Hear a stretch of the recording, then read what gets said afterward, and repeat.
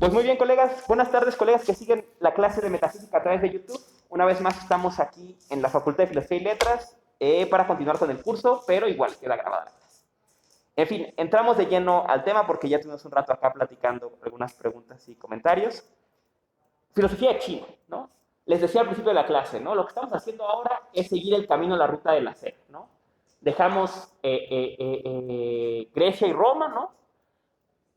Hacia la India y ahora seguimos hacia China y la clase que viene eventualmente hacia Japón. ¿No? Eh, para entender una vez más esta brevísima, generalísima introducción a la filosofía de China, ¿no? Para hacernos una idea del ambiente intelectual de China, obviamente con énfasis en el budismo, que es lo que nos interesa más para este curso, pero pues hay que tener una idea general de lo que está pasando, ¿no? Hablemos un poquito de historia, ¿no? Primero que nada, ¿no? Volviendo a lo que decíamos, cuando hablamos de Asia Extremo Oriental, hablamos del centro de la civilización humana. Hay razones para presumir que al menos desde inicios de nuestra era, la mayor parte de la población mundial se ha concentrado en la región del monzón, que es básicamente China, India, Japón, las islas del Pacífico. ¿No? Entonces, y esto da para, aparte, milenios de cultura, ¿no? Y un desarrollo muy complejo, ¿no? Hablábamos la clase pasada de algunos motivos geopolíticos, económicos, para este desarrollo que tenía que ver con las grandes planicies, con el clima, con los ríos, con el cultivo del arroz, ¿no? Que generaban un ambiente idóneo para el desarrollo de la cultura. Eh, y esto, si en algún lugar es cierto de China, ¿no? China es, desde hace mucho, y evidentemente ahora, el lugar más poblado del mundo, ¿no? Y aparte, pensamos que este es el tercer país más grande del mundo, ¿no? Solamente por detrás de Rusia y de Brasil. Pero tanto Rusia como Brasil tienen amplias regiones que no son habitables, ¿no? En el caso del Amazonas, por un lado, y por otro lado, el caso de la región de Siberia, ¿no?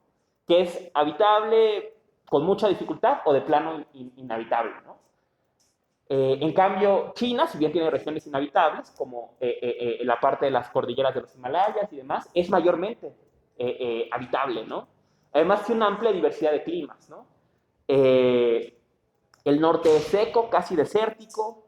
Hacia el este, que ve hacia el océano, está la zona del monzón. Tiene una amplísima costa y tiene el sur, digamos, una parte fría, la parte que colinda con las montañas, ¿no? Entonces, es un territorio ampliamente diverso, ¿no? Y que ha sido, pues, la cuna de la cultura humana, ¿no? En buena medida, los últimos milenios, ¿no? Eh, la historia de China, ¿no? Suele relatarse en términos de dinastías, ¿no? La idea de que, decían los especialistas japoneses, ¿no? En periodos de reforma, ¿no? En que se pierde el camino y se recupera, ¿no? Y las dinastías obviamente coinciden con la familia que tenía el poder en esa época de China, ¿no? No entremos en detalles de todas, mencionemos algunas de las más importantes, ¿no? La historia de China propiamente podría rastrearse más o menos al 221 a.C., que es la época de la unificación, ¿no?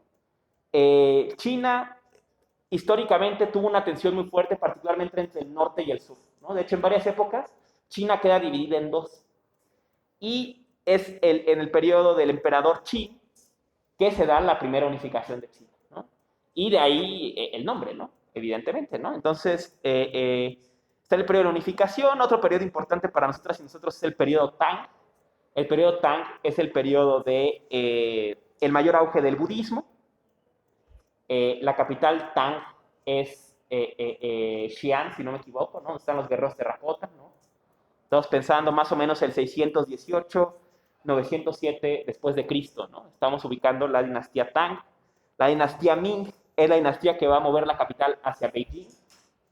Eh, Estamos pensando en 1300 al 1600, más o menos, Edad Media, Renacimiento, en tiempos en la historia europea. Y la segunda dinastía Qing, ¿no? Que va a durar del 1644 a 1912, ¿no? una dinastía muy importante porque es la que enfrenta básicamente los procesos coloniales, ¿no? O sea, estamos aquí pensando en la época de la guerra del opio y todo esto, es en la época de la segunda dinastía Qing. Y también es el fin de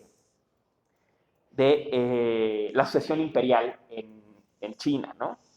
En 1112, China vive un profundo cambio, que es la república, ¿no?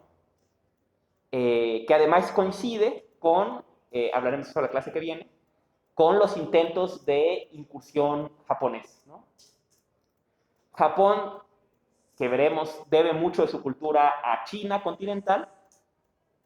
Una vez que se establece como un poder económico, político y militar importante en la región de Asia, y sobre todo después de la guerra ruso-japonesa, que va de algún modo a mostrar que esta pequeña isla es capaz de ponerse con uno de los imperios más fuertes del mundo del momento, Rusia, ¿no?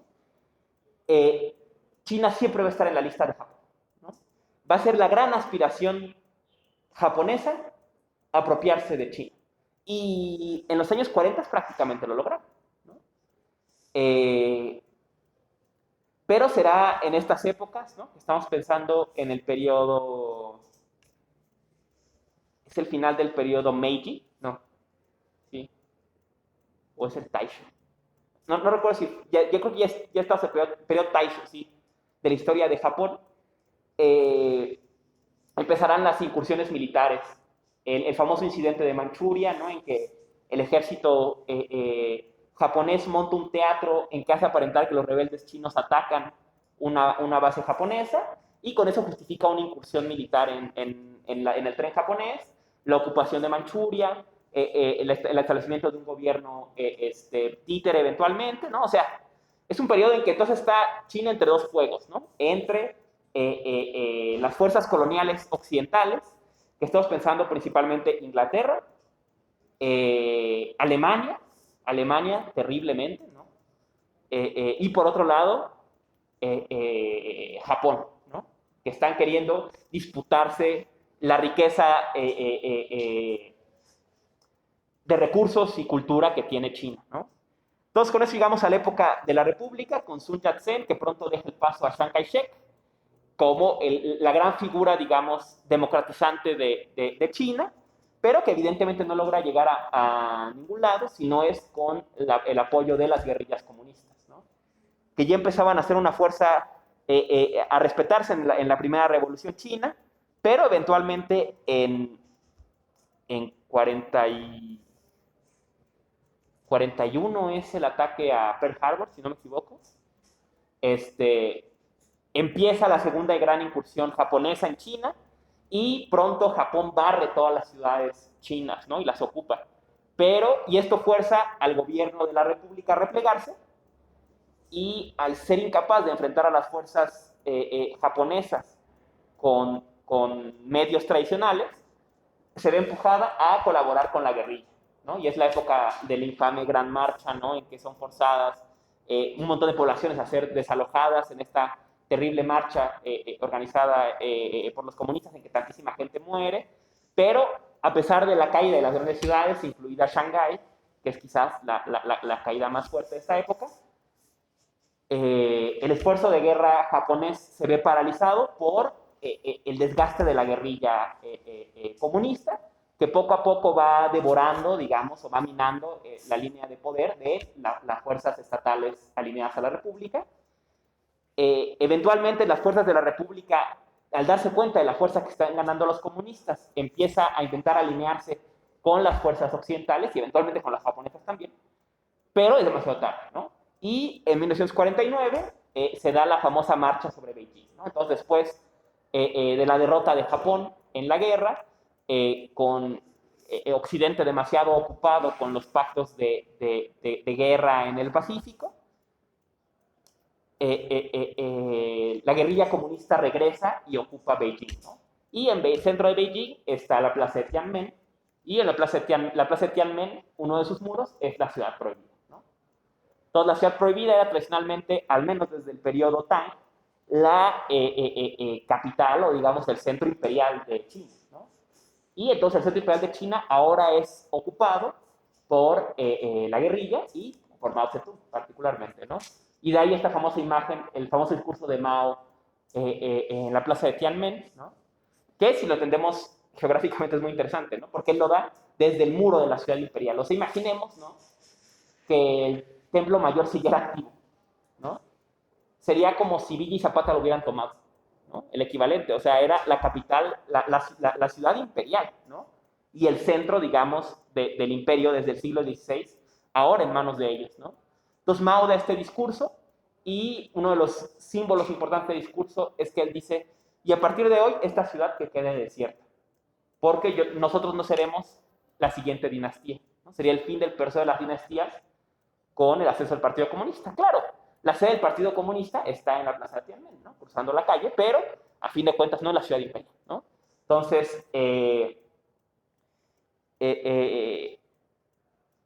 la revolución se da en 1849 y luego vendrá el gran cambio, quizás uno de los más grandes en la historia de China, que vendrá en los años 60 con la revolución cultural, ¿no? Que es, digamos, después de la salida del poder de Mao Zedong, se empieza a cuestionar la idea de que la revolución se está corrompiendo, de que está absorbiendo elementos burgueses, occidentales, etcétera, particularmente burgueses y coloniales, y que tiene que volverse a hacer una revolución ahora en la dimensión cultural, con Mao Zedong como un símbolo, pero con su gran motor siendo la juventud, ¿no? Los jóvenes. Y particularmente este libro, ¿no? Las citas del presidente Mao Zedong, ¿no? Que era básicamente, o sea, si leen el Tao Te Ching y ven esto, bueno, recuerda mucho el estilo, ¿no? Es un estilo fragmentario, ¿no? En que se absorben, digo, se resumen pasajes de los discursos y textos de Mao que teóricamente resolvía cualquier problema que hubiera, ¿no? Entonces uno leía acá y ya decía, sí, ¿no? Y este era el símbolo de la revolución cultural, del regreso de la reforma otra vez, ¿no? Del regreso al camino recto, ¿no? Ahora de la revolución, y esto es muy importante para nosotras y nosotros, porque la revolución cultural va a poner como enemigos a los saberes occidentales burgueses, por supuesto, pero también a los saberes tradicionales, ¿no? Entonces, el Tao Te Ching va a pasar a ser ilegal. El budismo va a pasar a ser ilegal. Los sutras a destruirse. Y todos los templos a convertirse en museos, ¿no? Y la única doctrina que quedará activa será el marxismo-leninismo, por supuesto, y el confucianismo, que se considera de alguna forma complementario con el marxismo-leninismo, ¿no? Entonces, habría que decir aquí, ¿no? Hablando grosso modo de las grandes influencias culturales, intelectuales en China, habría que listar, ¿no? Quizá la más antigua va a ser el I Ching, ¿no? El I Ching, que es un método de adivinación preeminentemente. Es un método medio complejo, originalmente tenía que ver con quemar unas varas y esas varas hacían, quedaba la señal como subir, o sea, como un más o un menos, no sé. La cuestión, grosso modo, era que son métodos de adivinación conectados con un cierto sistema binario, en que tú echas una serie, por ejemplo, de fichas, unas caen en más, otras caen en Dios, otras caen en águila, otras caen en sol, y con base en eso obtienes una serie de números que te permiten ir al libro de I Ching y consultar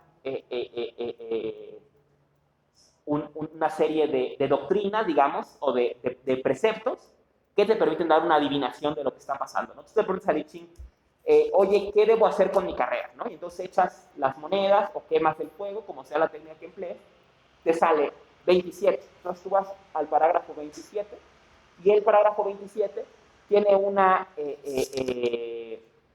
tradicionalmente, ¿no? Tiene una explicación cosmológica, una explicación natural, una explicación política y una explicación personal del juego de fuerzas que hay en el 27, ¿no? Por ejemplo, esto lo estudió mucho Jung en sus últimos años, ¿no? Y así como le interesaba mucho el tarot, el I Ching es algo parecido, un método de adivinación parecido, basado en arquetipos, pero en este caso numéricos, ¿no? Entonces, por ejemplo, el 27 dice, ¿no? Te sale el 27. El 27 dice algo así como, 27 simboliza que las fuerzas bajas suben y las fuerzas altas bajan.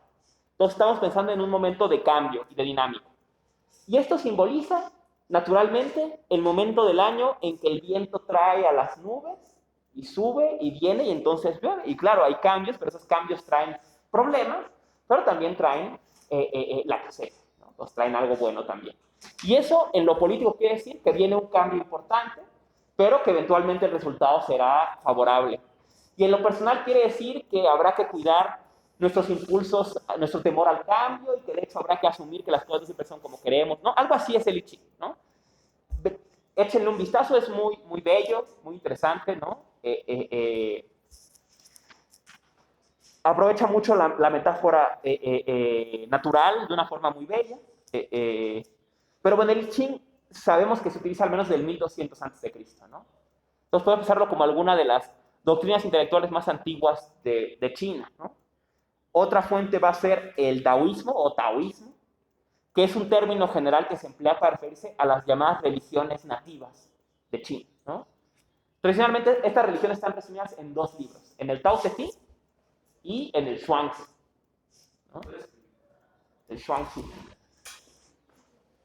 Es transliteración a Romaji, ¿no? Entonces igual no es muy claro, pero se escribe con Z, ¿no?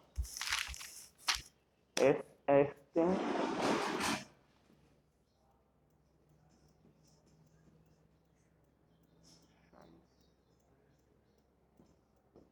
el Shanxi y el Tao Te Ching, ¿no? Serían como los dos libros fundamentales de estas religiones nativas.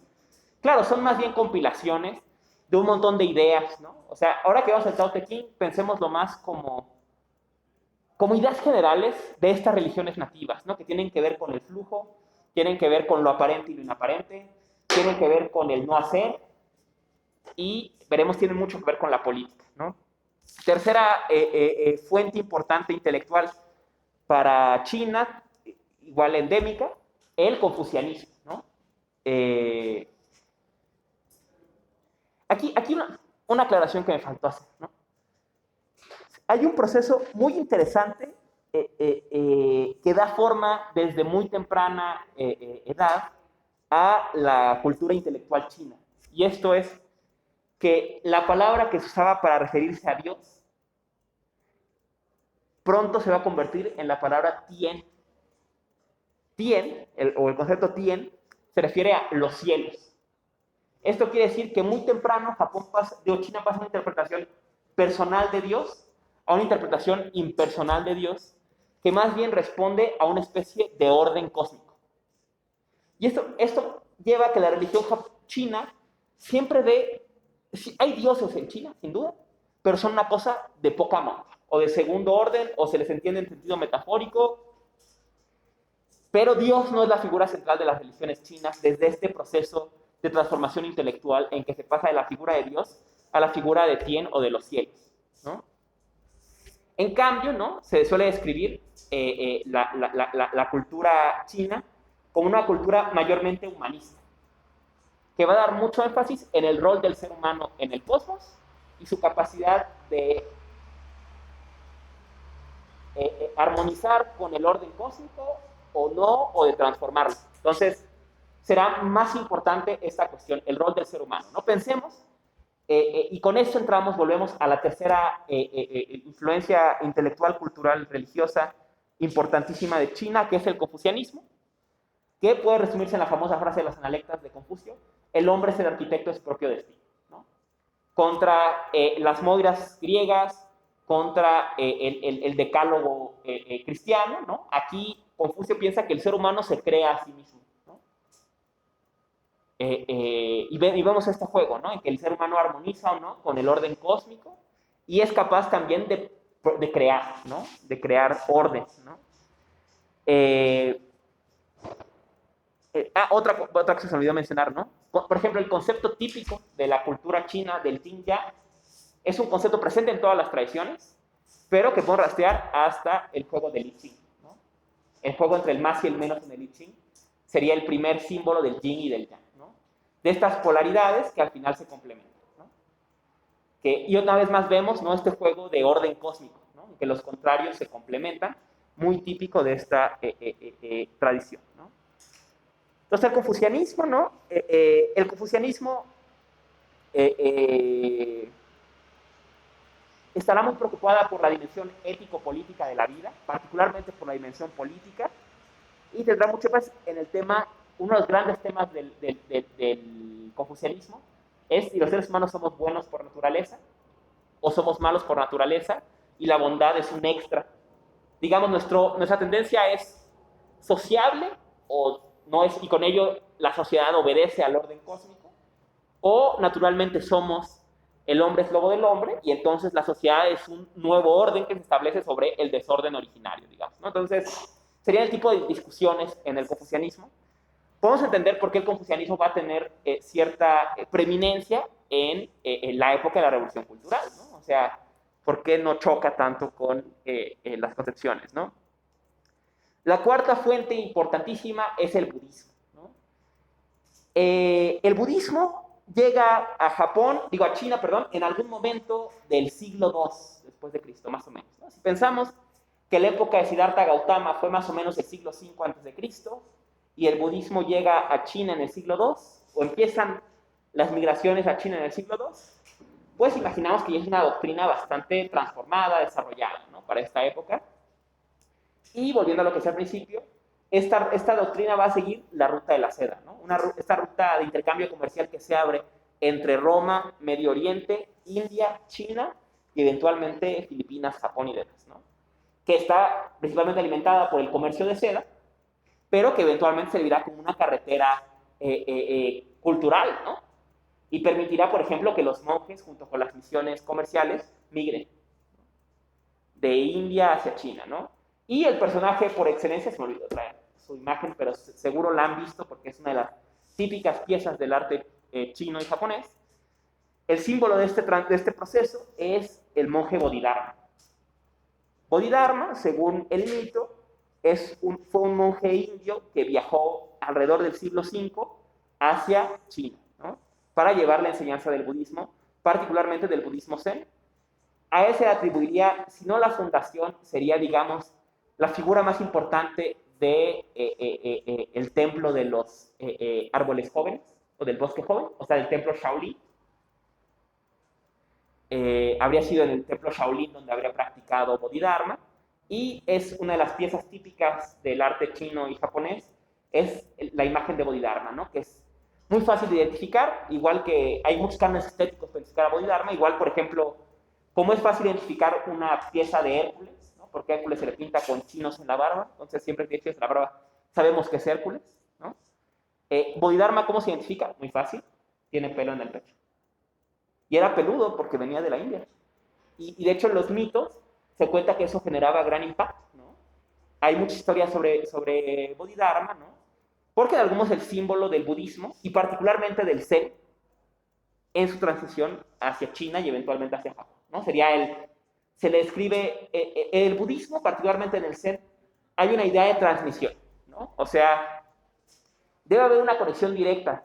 Exactamente, esa pieza es la pieza típica de Bodhidharma y su compañero la tiene muy bien, que es Bodhidharma sentado en meditación bajo un árbol, normalmente se le pinta dentro de una cueva. Otra pieza, y desgraciadamente tampoco la traje, típica del arte japonés, en este caso, que simboliza Bodhidharma, es el Daruma, ¿no? Que es esta cabecita, ¿no? Roja, que tiene esos rojos, los ojos, y que se le pintan ojos, ¿no? Cada que se pide algo, ¿no? Esa pieza simboliza Bodhidharma. Supone que es Bodhidharma que meditó tanto que se le cayeron los brazos y los pies, ¿no? Y si pensamos lo simbólico, ¿no? Cada que uno desea algo y cumple un objetivo, se le pinta un ojo a Bodhidharma. Entonces, como si se levantara de esa cena. Uno nos ve con ojo, uno nos ve con el otro, ¿no? Entonces, esa pieza también simboliza Bodhidharma, ¿no? Les decía, ¿no? En el budismo, particularmente en el Zen, hay una idea muy importante de transmisión personal. En la medida en que, como espero veamos más claro adelante, ¿no? En el budismo se va a ir creando en China una cierta repudio al intelectualismo y una apuesta por una vía más práctica, experiencial, directa, ¿no? Por ello, la enseñanza tiene que transmitirse de persona a persona. Entonces, la idea es que hay un linaje que va desde Buda, de Buda a Makakasho, que sería su primer alumno, Y así, ¿no? De un alumno a otro, a otro, a otro, a otro, a otro, a Nagarjuna, ¿no? Y así. El último patriarca de la India en los linajes chinos y japoneses es Bodhidharma. Y el primer patriarca de China es Bodhidharma, ¿no? Y luego sigue Linchi, Huineng, Huaiyang, ¿no? Todos estos, o sea, todos los patriarcas o quienes recibieron la transmisión, ¿no? Y la idea es que según el mito hay una transmisión directa, ¿no? En que un maestro le transmite a otro la verdad, digamos, desde un gesto, ¿no? Hablaremos la clase que viene de este tema del gesto porque Dogen lo discute. Justo la primera transmisión, ¿no? En unos textos habla de la intimidad y habla de la transmisión de Siddhartha a Makakashi, ¿no? Que la transmisión de la verdad se da con un gesto. Le muestra una flor y le guiña un ojo. Y esa es la transmisión de la verdad, ¿no? Solo ese gesto. En fin. Entonces, decíamos, ¿no? Bodhidharma es el símbolo de la llegada del budismo, particularmente del Zen, o de lo que se convierte en el Zen a China. ¿Cuáles son las peculiaridades del Zen? ¿No? Uno de los textos más importantes del budismo Zen en China es las crónicas del acantilado azul, los Blue Cliff Records, ¿no? Estas crónicas son koanes comentados o historias enigmáticas del budismo comentadas por un maestro, ¿no? Y las crónicas abren con la historia de Bodhidharma, ¿no? Entonces cuentan que Bodhidharma llega a China y que en su camino se encuentra al emperador. Y el emperador le pregunta, dos cosas le pregunta, ¿no? Primero le pregunta, eh, eh, eh, maestro, yo he construido muchos templos para el budismo, ¿no? Estamos pensando en la dinastía Tang, ¿no? En esta época de que el budismo va a estar de algún modo institucionalizado, va a ser la religión de Estado, ¿no? He creado templos y he traducido textos y mantengo monjes y todo, ¿no? ¿Qué mérito he generado yo con esta práctica? Entonces Bodhidharma le dice, ninguno. Y agarra un charco de agua y le avienta el agua sucia a la cara al emperador. Y el emperador se queda así. Y dice, ¿cuál es el sentido de la suprema verdad del budismo? Y Bodhidharma le dice, vacío, no santidad. Y se cae el emperador y dice, ¿y tú quién eres para decirme eso? Y Bodhidharma le contesta, no sé. Y se va.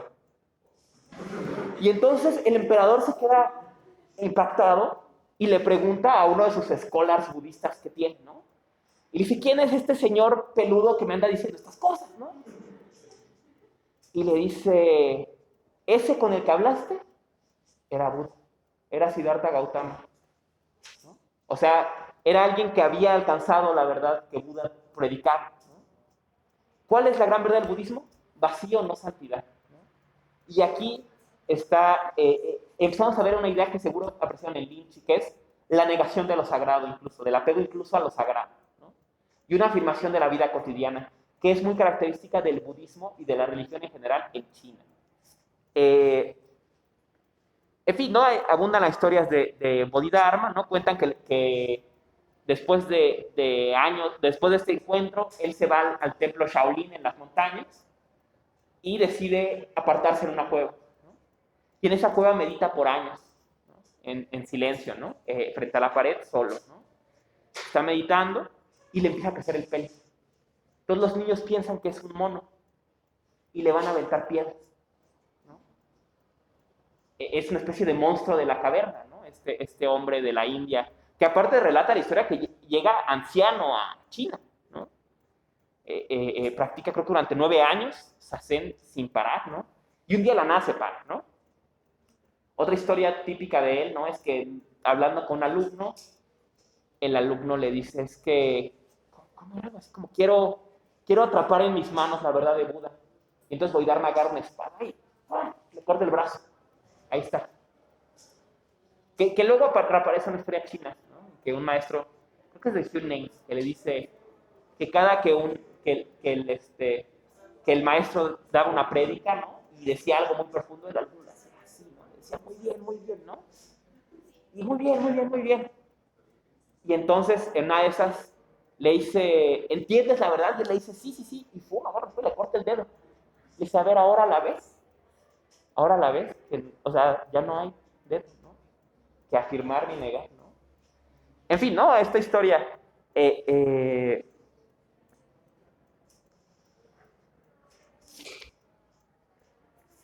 entonces,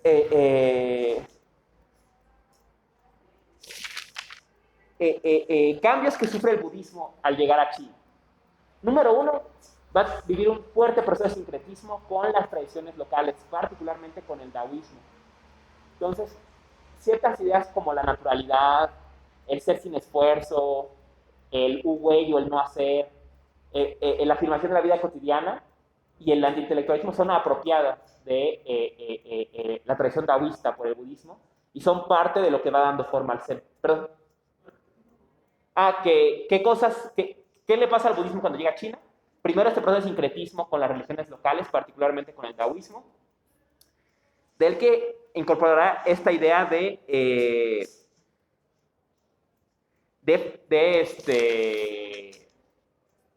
antiintelectualismo, no santidad y de afirmación de la vida cotidiana, ¿no? De afirmación de lo que llaman el ta-ta-ta, ¿no? La talidad, las cosas tal cual son, ¿no? Un concepto sánscrito, ¿no? Que se identifica con, el, con un concepto chino que es el Feng Wu, que es el no ser original. El no ser original de las cosas está manifiesto en su ser tal cual son. Vemos aquí cómo el budismo empieza a operar abiertamente una reivindicación de la inmanencia. ¿Dónde está el no ser originario? Ya, las cosas ya lo son. Como son, ya lo son, ¿no? ¿Recuerdan esta frase bellísima de Linchi? No hay nada que alcanzar. Si lo quieres, ya lo tienes. Lo que Buda busca, lo que el budismo busca, no está lejos, ya está aquí, ¿no? Ya está dado. Dice, me adelanto un poco, Dogen poderosísimamente, ¿no? Hay quien cree que la naturaleza del Buda va a venir, pero no saben que ya vino. Y que no solo ya vino, sino que siempre ya vino. Siempre ya está. Siempre ya es ahora el momento. Ellos creen que cuando vuelva Buda, Buda ya volvió. Y no solo ya volvió, sino que todo el tiempo ya volvió, ¿no? Pensemos en esta idea teleológica del cristianismo, ¿no? Cuando venga el apocalipsis, cuando sea la segunda venida del Señor, todo ese rollo, Dogen dice, no, el Señor ya vino. Y no solo ya vino, sino que todo el tiempo ya vino. En ese momento ya vino. Ya ahorita ya. Ya es el momento. No es un momento que vaya a venir, sino que ya está aquí dado, ¿no? Otra peculiaridad, insisto, va a ser el antiintelectualismo, ¿no? Se va a abandonar muchas de las formas del budismo en la India, enfocadas al estudio de los sutras, a los glosas y demás, en favor de la experiencia directa. De una idea que dice así como, es que los sutras dicen eso, pero ¿tú qué dices? ¿No? Se puede hacer esta pregunta, ¿no? Yo ya sé lo que dice el sutra corazón.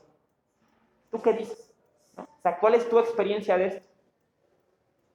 Que esto va a ser muy peculiar del budismo extremo oriental, ¿no? Contra el budismo en la India, ¿no?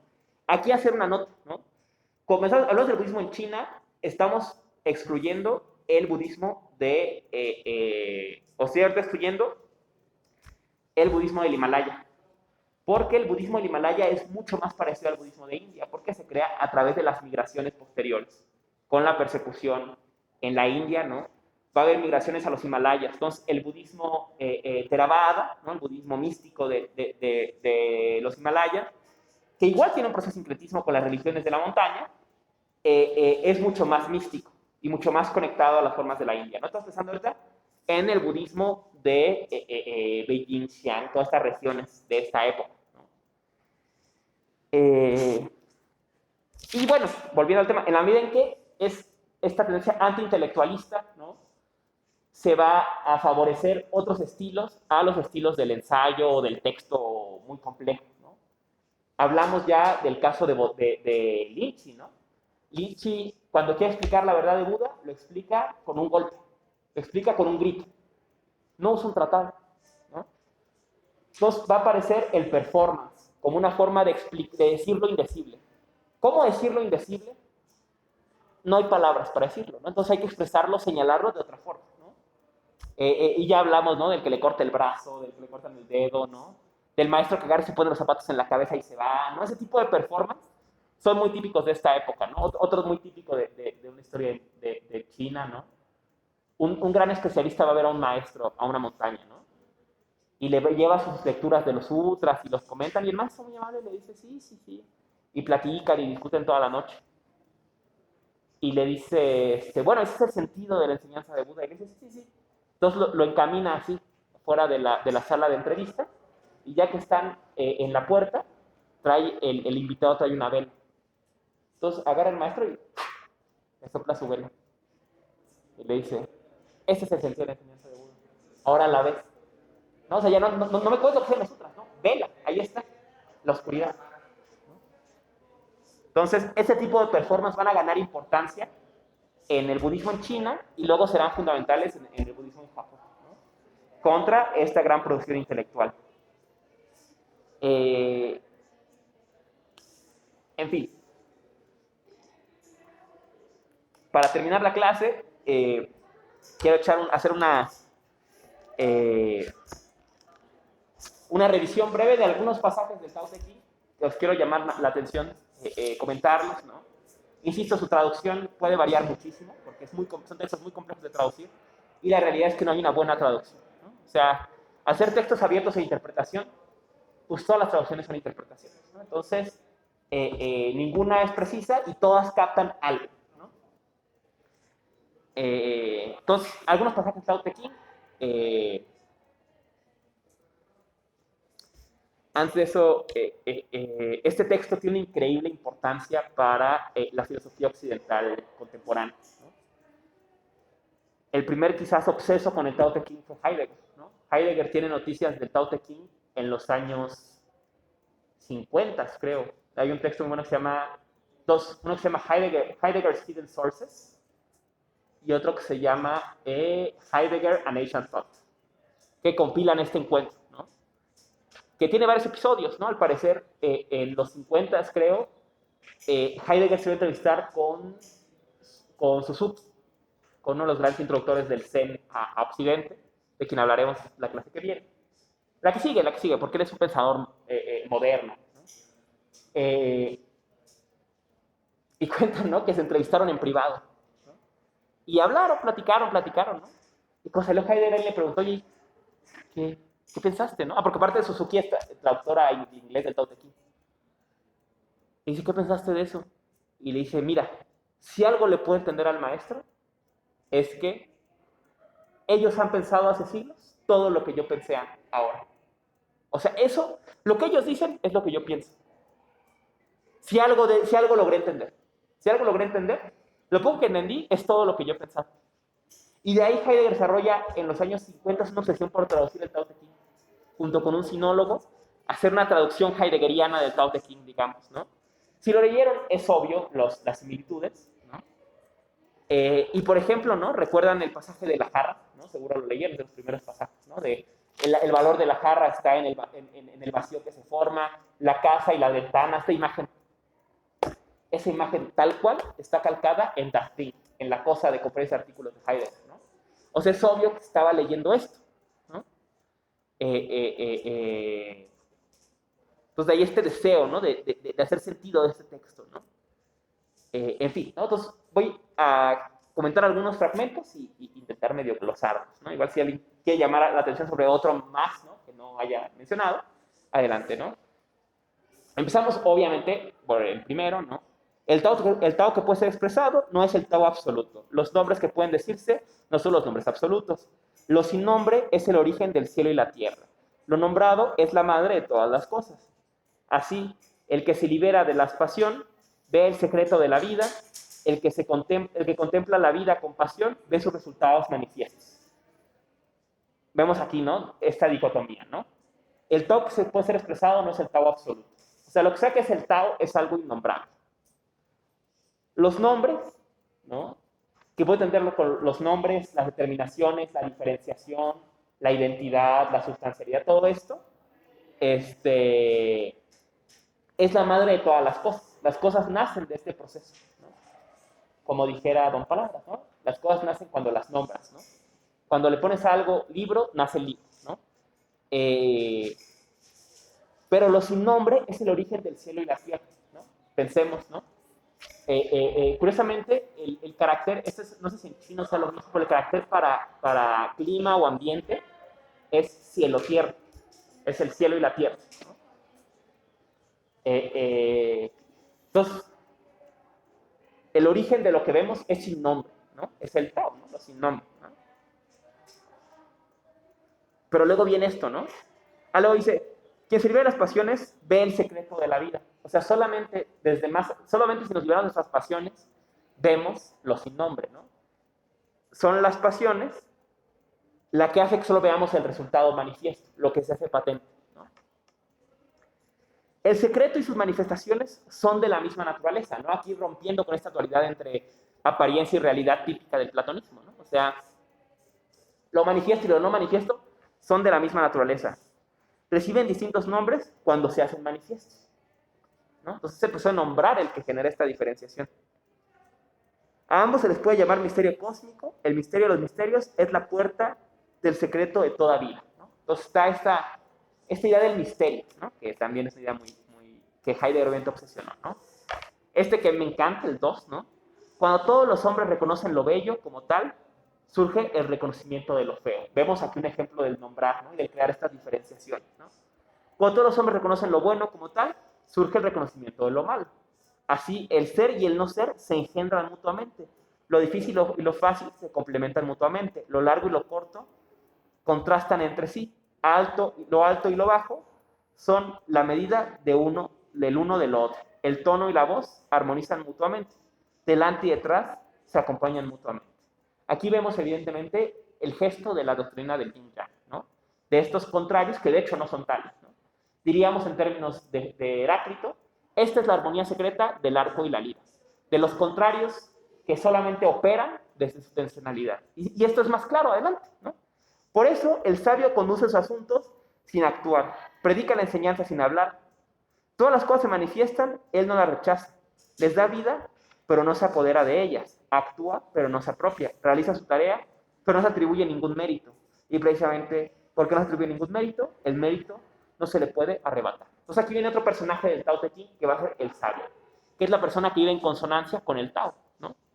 Volviendo a la idea del Tien y del orden cósmico, digamos, ¿no? El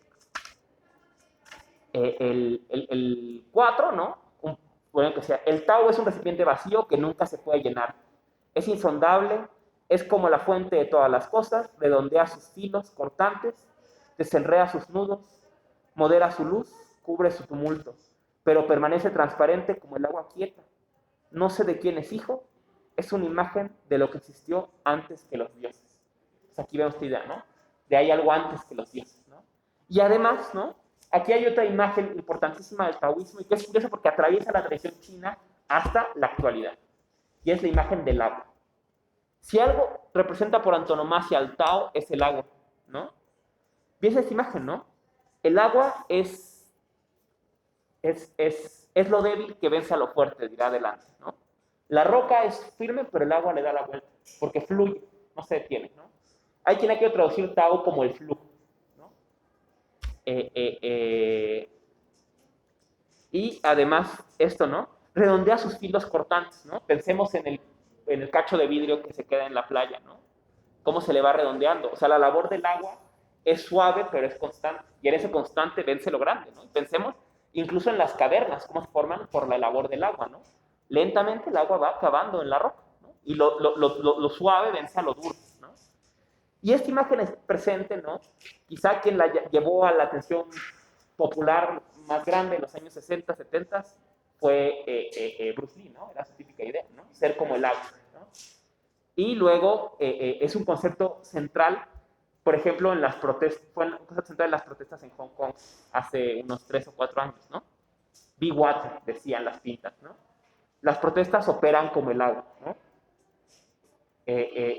Fluye en conjunto y muchos, por ejemplo, ellos apropiaron mucho la idea de la operación del bloque negro, ¿no? Y como el bloque negro no hay diferencia, ¿no? O sea, todo el mundo está vestido de negro, entonces es como el agua, ¿no? Es como un mar negro, ¿no? Todo este tipo de ideas es interesante ver cómo siguen presentes en el ideario. Claro, en Hong Kong sería un insulto, dijéramos que son ideas chinas, ¿no? Porque el conflicto era justo con mainland China, ¿no? Pero Claro, tal vez no con la China tradicional, ¿no? Pero esta idea de be water, ¿no? ¿Cómo está presente desde este texto tan antiguo, ¿no? Este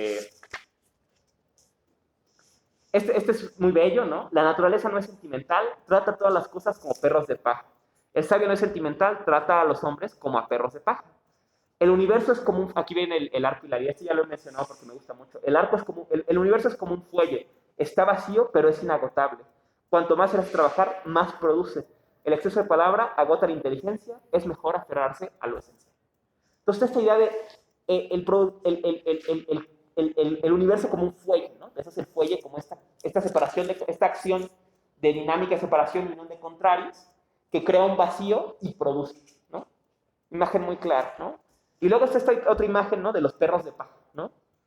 Explicaba un especialista en el Tao Te Ching hace algunos años aquí en la facultad, ¿no? El perro de paja es una herramienta ceremonial en China, ¿no?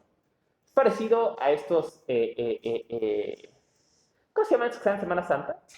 Que son de palmas, que luego quemas al final.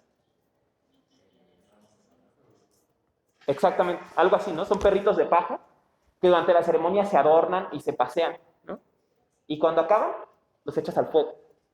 Entonces, la naturaleza no es sentimental, nos trata todas las cosas como a perros de paja, ¿no? Nos mantiene, nos cuida y nos tira al fuego. No es sentimental, ¿no? O sea, igual nos eleva, nos cuida, nos adorna, ¿no? Y nos desecha. Dice, el sabio no es sentimental, trata a todos como perros de paja, ¿no?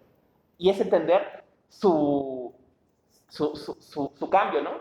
El taoísmo tendrá una ceremonia en ese sentido, ¿no? En que es algo así como se le... En las familias chinas, y eso es lo que se olvidó mencionar, ¿no? El culto a los ancestros es muy importante, ¿no? Y esto, por ejemplo, va a chocar con el budismo y la idea de la reencarnación. El budismo va a ir desdibujando la idea de reencarnación en China y en Japón por el culto a los ancestros, ¿no? Si tus ancestros reencarnan, entonces no te van a cuidar, ¿no? O sea, no está tu abuelita, no te va a estar cuidando si ya reencarnó en otra cósmica, ¿no? Entonces, una idea que no se va a negar, pero se va a ir desdibujando, ¿no? Pero bueno, entonces, los ancestros son muy importantes y en las casas tradicionalmente hay un altar a los ancestros, ¿no? Entonces, ese altar es muy valioso. Y una ceremonia típica del taoísmo es... el maestro pide que se esculpa una figura que te simbolice a ti. Entonces, tú esculpes una figura con mucho cuidado, ¿no? Y te llevan a que la lleves a una peregrinación, a una montaña, ¿no? Y cuando llegas a la montaña, prende un fuego el maestro y dice, echa tu estatua. Oye, pero es que yo le hice con mucho cuidado, échala, ¿no? Entonces te quedas, bueno, la echas, ¿no? Y entonces te vas, y ya que estás cansado, te dice, ahora haz otra. Entonces la haces con hueva, ¿no? ¿no? Dice, muy bien, ahora esa va a ser la que esté en el altar de tu casa. Va a ser el símbolo de ti mismo, ¿no? Y este juego de los perros de paja, ¿no? Lo que le das más valor, destrúyelo. Y esto que escaseaba, ahora es tu tesoro, ¿no? Es un juego que recuerda este pasaje, ¿no? En el budismo también se usa esta práctica en China, pero recuerda mucho este pasaje, ¿no? Y aquí viene un poco lo que lo vamos a decir. El espíritu del valle nunca muere, es la hembra misteriosa. La puerta de la hembra misteriosa es la raíz del cielo y la tierra. Parece permanecer para siempre, su eficiencia es inagotable. Esta imagen de la hembra misteriosa y del valle, ¿no? Pensemos insistir en la forma del valle, ¿no? Pues el valle como es cóncavo, ¿no? Y es algo, el valle es como el faro. El valle funciona por su vacío, no por... La montaña es plena, el valle está vacío, ¿no? Y es el espíritu del valle, ¿no? Y lo conecta con la hembra misteriosa, ¿no? Sin duda interesante también que se piense el principio cósmico como un principio femenino, ¿no? Volviendo al tema del agua, en el parágrafo 8, ¿no? El hombre superior es como el agua beneficia a todas las cosas y no compite con ellas. Habita en los lugares humildes que todos desean, por ello está cerca del Tao. O sea, aquí el Tao reconoce que el agua es un símbolo del Tao, ¿no? En su morada, el sabio ama la tierra humilde, en su corazón ama lo que es profundo, en sus relaciones con los demás ama la bondad, en sus palabras ama la sinceridad, en el gobierno ama la paz, en los negocios ama la habilidad y en sus acciones ama escoger el momento oportuno, ¿no? Aquí el tema del momento oportuno también es importante y tiene que ver con este orden cósmico, ¿no? Con no imponer las cosas, sino actuar con el flujo de ellas, ¿no? Como no pelea con nadie, nada se le reprocha, ¿no? Este es bello y tiene que ver con el tema del no apego, ¿no? Y lo expresa, quizás el Tao Te Ching es una de las formas más bellas en que esto se ha dicho, en mi opinión, ¿no? Dice, si te haces un arco hasta el punto máximo, desearás haberte detenido a tiempo. Si afilas demasiado el filo de una espada, esta no durará mucho tiempo. Si el oro y el jade llenan tu casa, no podrás guardarlos con seguridad. ¿No? En otras traducciones dice algo así como, si tienes jade, mucho jade y oro en tu casa, será difícil encontrar una buena cerradura para cuidarlos, ¿no?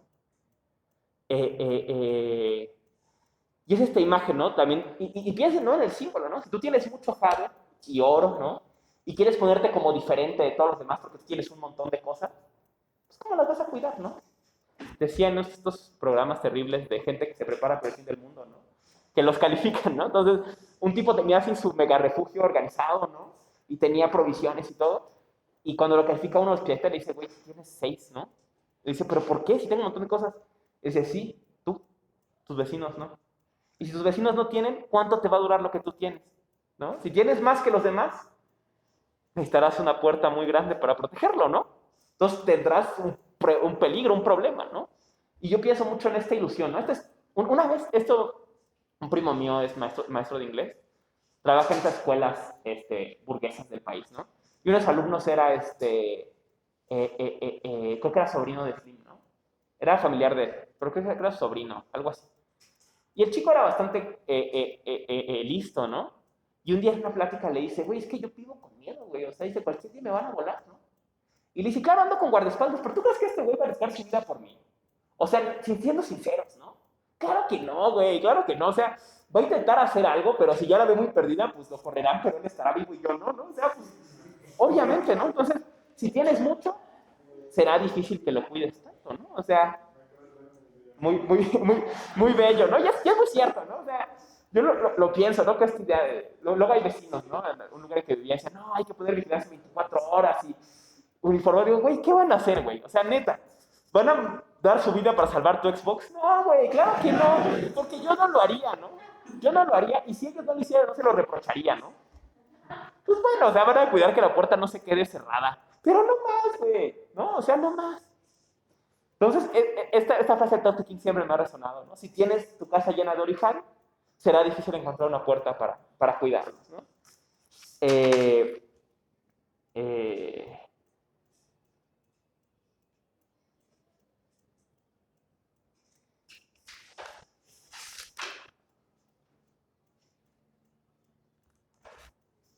este es el 14, ¿no? Lo miras pero no lo ves. Se le llama lo invisible. Lo escuchas pero no lo oyes. Se le llama lo inaudible. Lo tocas pero no lo sientes. Se le llama lo intangible. Estas tres cualidades son insondables y juntas constituyen el uno. Su parte superior no es luminosa, su parte inferior no es oscura, es incesante y continuo y no se puede nombrar. Retorna siempre al no ser. Por eso se le llama la forma de lo sin forma, la imagen del no ser. Por esto se le llama lo elusivo. Si lo encuentras, no ves su rostro. Si lo sigues, no ves su espalda. Entonces vemos en esta idea del principio intangible, ¿no? Y es muy bella esta frase, ¿no? Lo miras, pero no lo ves. Pensemos en cosas que están a la vista, pero ellas más no son visibles, ¿no? Lo escuchas, pero no lo oyes. Es una clara referencia al silencio, ¿no? Escuchas el silencio, pero no lo oyes, ¿no? Puedes descansar tu atención en él, pero no tiene un ruido propio, digamos, ¿no? Eh, eh, eh, en fin, aquí, ¿no? Aparece la figura del soberano, ¿no? En el 17. Dice, los mejores soberanos del pueblo apenas saben que existen. Después vienen aquellos a quienes aman y ensalzan. Después aquellos a quienes temen y finalmente aquellos a quienes desprecian. Cuando no gozas de la confianza del pueblo, la pierden y entonces recurren a los juramentos. Con los mejores ocurre que una vez que han terminado su obra, el pueblo dice, lo hemos hecho nosotros mismos. Estas frases, bueno, han aparecido en muchos lados, ¿no? Quizá la mejor expresión, ¿no? Es en la serie de Futurama, ¿no? Hay un capítulo en que Bender conoce a Dios, ¿no? Entonces Bender lo lanzan de la nave espacial, ¿no? Y se pierde en el universo. y primero es Dios él, ¿no? Una civilización crece en su pecho y todo. Y luego en esos viajes llega con una nebulosa que es Dios, ¿no? Y Dios le dice, es que es difícil, dice, si haces cosas por la gente, dependen de ti. Y si no haces nada, ya no creen en ti. Entonces dice, hay que hacerlo para que ellos crean que lo dice, dice, tienes que tener un toque sutil como un carterista, dice, o alguien que quema su bar para cobrar el seguro, ¿no? Y en un momento, o sea, termina, Dios detecta dónde quieren a vender en la tierra y lo manda a la tierra, ¿no? Y cuando llega, sus amigos cerraron unos monjes en un templo, ¿no? Para encontrarlo. Entonces Bender dice, no, hay que liberarlos, porque Dios no va a hacer nada por nosotros. Dice, a mí Dios me dijo que no nos ayudaba en nada. Entonces hay que irlos a ayudar. Entonces él los va a liberar y en la última escena está esta nebulosa y dice, cuando haces las cosas bien, nadie está seguro que tú lo hiciste, ¿no? O sea, al final Dios liberó a los monjes a través de darle la idea a Bender de que no lo iba a hacer, ¿no? Y entonces, y esa está un poco una idea, ¿no? Y ha sido esta idea muy discutida sobre la dimensión política del Tao Te Ching, ¿no? O sea, cómo actuar desde el no hacer, ¿no? Dice adelante, creo que también verá ese pasaje, ¿no? Los mejores gobernantes, el pueblo no sabe ni siquiera su nombre, ¿no? Son aquellos que son capaces de... Cuando han terminado su obra, el pueblo dice, lo hemos hecho nosotros mismos, ¿no? Y vemos también esta idea de obedecer al orden, al orden natural de las cosas, ¿no? Digamos.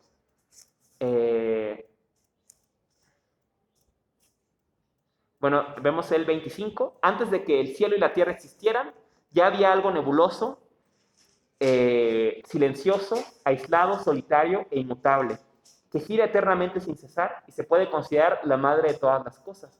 No conozco su nombre y lo llamo Tao. Si me obligan a darle un nombre, lo llamaría grande. Ser grande significa extenderse en el espacio. Extenderse en el espacio significa llegar lejos. Llegar lejos significa volver al punto de origen. Por eso el Tao es grande, el cielo es grande, la tierra es grande y el soberano también es grande. El hombre sigue la ley de la tierra sigue la ley del cielo, el cielo sigue la ley del Tao y el Tao sigue su propia ley. Aquí el cielo es el Tien, ¿no? Los cielos, el orden cósmico, ¿no? El soberano, el hombre, digamos, en este caso, sigue la ley de la tierra, o sea, del orden tangible de las cosas, ¿no? Digamos. La tierra sigue el orden cósmico general, ¿no? Que sería el orden de los cielos, ¿no? Y los cielos siguen el orden del flujo, ¿no? Del Tao, de lo grande, ¿no? De lo intangible.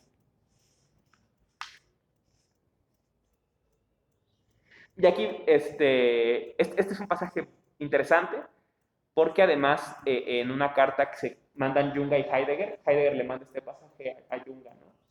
Dice, como dice el Tao Te Ching, ¿no? Dice, parágrafo 26, dice, lo pesado es la raíz de lo ligero, lo quieto domina lo agitado. Por eso el sabio viaja todo el día, pero no se para del carro de las provisiones. Aunque está rodeado de honores y de gloria, vive en paz y pausadamente. ¿Cómo puede el rey con 10,000 carros obrar con ligereza en el imperio? En la frivolidad, el centro se pierde. En la acción apresurada, se pierde el autodominio. Entonces, esta imagen es muy bella, ¿no? El sabio viaja todo el día y no se aleja del carro de las provisiones, ¿no? O sea, por más que se apunte lejos, se mantiene cerca del origen.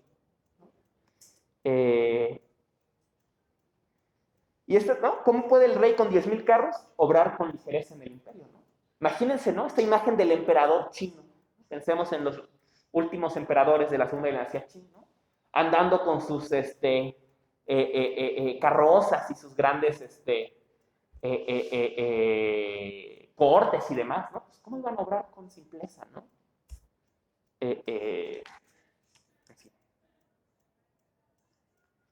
Este es bello, ¿no? El 28. Quien tiene conciencia de lo viril, pero se mantiene en lo femenino, se convierte en la ondada del mundo. Otra vez en la idea del valle, ¿no? Siendo la ondada del mundo, posee la virtud eterna que nunca decae y retorna a la inocencia de la primera infancia. Una imagen muy heráclita, ¿no? Volver a ser como el niño jugando a las tablas. El que tiene conciencia de lo blanco, pero se mantiene en lo negro, se convierte en el modelo para el mundo. Siendo el modelo del mundo, posee la virtud eterna que nunca yerra y retorna a la nada primordial. El que conoce el honor y la gloria, pero se mantiene en la oscuridad, se convierte en el Valle del Mundo, siendo el Valle del Mundo, posee la eterna virtud que siempre basta y retorna a la sencillez original, ¿no? Entonces está otro es el juego del yin yang, ¿no? De quien tiene conciencia de lo viril, pero se mantiene en lo femenino, ¿no? Quien es capaz de reconocer los dos lados, ¿no? Esto recuerda que por cierto falleció hace poco, ¿no? El maestro Thich Nhat Hanh, uno de los grandes personajes del budismo en Vietnam, uno de los grandes pensadores del budismo y del vínculo entre budismo y política moderna, ¿no? Él tiene un texto muy bello, ¿no? En que habla de la compasión, ¿no? Entonces, ellos tenían la asociación, una asociación para la paz y fraternidad de la humanidad, algo así, en Vietnam, y operaron mucho durante la guerra de Vietnam. Entonces él contaba en una de sus enseñanzas, ¿no? Decía, en el centro recibimos muchas cartas, y si yo las leo con dolor, ¿no? Dice, una carta nos contaban de una niña que fue violada por un pirata en Somalia. Y yo sentí mucha rabia. Dice, y yo pensaba, dice, es que ¿qué hacemos aquí en nuestros templos, no? Dice, habríamos que ir a matar a ese güey, ¿no? O sea, pero entonces pensé y dije, ¿estoy realmente pensando desde la compasión? Siento compasión por la niña, seguro sufrió, ella no merecía eso, ¿no? Dice, ¿soy capaz de sentir compasión por el pirata? ¿Qué vivió él? ¿Por qué se dedica a eso? ¿Qué dolores lo atraviesan a él? Dice, ¿yo puedo sentir compasión por el pirata que hizo esta abominación? Dice, esa es la pregunta de la compasión. ¿Soy capaz, como digamos aquí, de contemplar los dos extremos? ¿Soy capaz de reconocer una cosa y la otra también? Dice, ese es el reto de la compasión, ¿no? De lo que luego hablaremos, dice, rescata una idea Nishitani de la Biblia, ¿no? Dice, el amor de Dios es como el sol, que sale para justos y para injustos. Dice, esa es la base de la religión, piensa Nishitani, es este reconocimiento de la no diferenciación, ¿no? De un plano de religión, de no diferenciación, ¿no? Y esa es un poco la pregunta que Thich Nhat Hanh motivaba, ¿no? ¿Somos capaces de pensar la compasión en su espectro completo? ¿No? ¿Somos capaces de sentir pena por alguien que ha hecho algo terrible? ¿No? O sea, yo, por ejemplo, y siempre me veo atravesado por este dilema, ¿no? O sea, en nuestro mundo moderno hemos visto a sin número por ejemplo, ¿no? Hace poco cumplió 100 años Echeverría, ¿no? Y Echeverría es un criminal, sin duda, ¿no? Echeverría es el autor intelectual de al menos 2 masacres brutales que atravesaron a la juventud de nuestro país. Uno de los grandes autores de la Guerra Sucia, ¿no? ¿Somos capaces de sentir compasión por él? También es un anciano que está probable y está ya bastante mermado por la demencia senil, ¿no? ¿Podemos sentir compasión por él? Es un reto, ¿no? Yo recuerdo mucho, hace años en un documental sobre el conflicto en Palestina, entrevistaban a un cura católico, ¿no? Y él hablaba de su práctica, ¿no? Y él decía, yo me ordené el día que en la intifada murió mi hermano. Dice, y yo estoy ordenado porque quiero perdonar a los soldados que mataron a mi hermano. Dice, y no puedo. Dice, pero sé que los tengo que perdonar.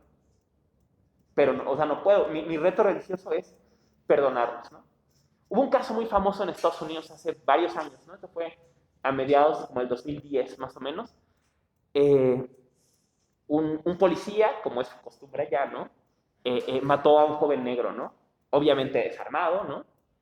Y en el proceso su madre estaba muy conectada al activismo de derechos civiles, ¿no?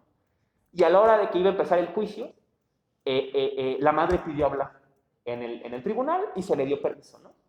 Entonces la madre habla y su discurso fue el siguiente, algo así decía como, las acciones que usted hizo terminaron con la muerte de mi hijo, injustificadamente.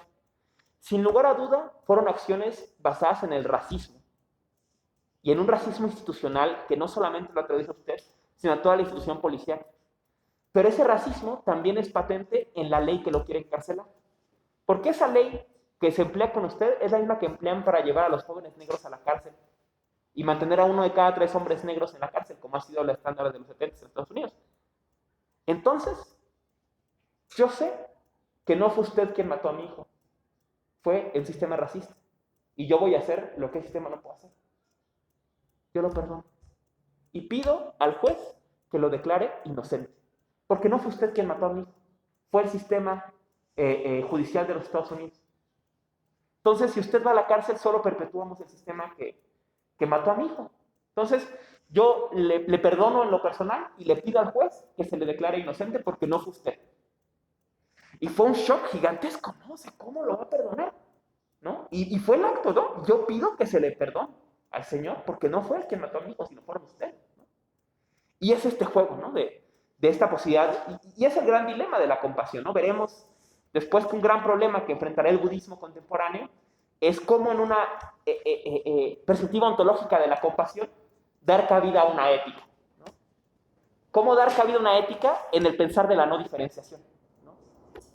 En fin, ¿no? Pero aquí vemos estos pasajes que ya ilustran el problema, ¿no?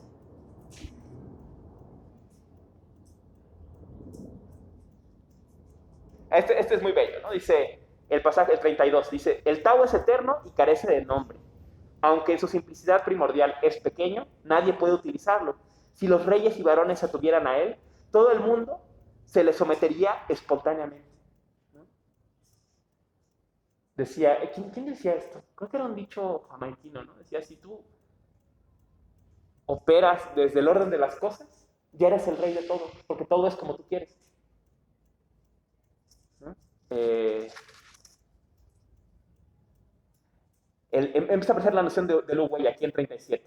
El Tao nunca actúa y sin embargo hace todas las cosas. Si los reyes y varones atuvieran al Tao, el mundo se reformaría por sí solo. Esta idea otra vez de la reforma, ¿no? Si los reyes estuvieran al Tao, el mundo se reformaría solo. Estamos en el 42. El Tao nació del 1, del 1 el 2, del 2 el 3 y del 3 todas las cosas. Todas las cosas llevan el yin en su espalda y el yang en el frente. Y alcanza la armonía por su unión de estos dos principios que todo lo llenan.